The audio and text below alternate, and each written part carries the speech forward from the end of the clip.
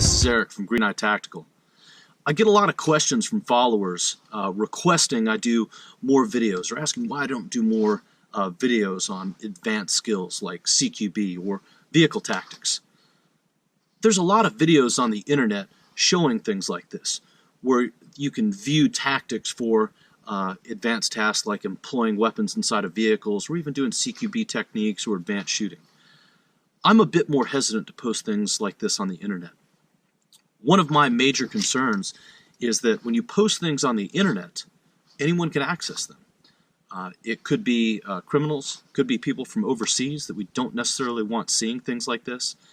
It also puts people in the situation where they may want to try things like this unsupervised.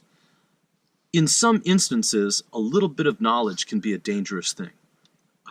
I take the standpoint that I find it a little bit irresponsible. It's definitely a thing where we want people to be trained. We want to disseminate information as much as possible. But I prefer to do this in a controlled environment. Now, I applaud people for putting out this information on the internet. I think it's a great service. A lot of people need training. I'm just a bit more hesitant for that. I have concerns about safety.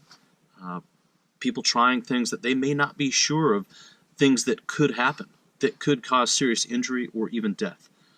Or, at worst, a criminal or a future active shooter seeing these videos and then using that information to then employ that information against the people that make us safe.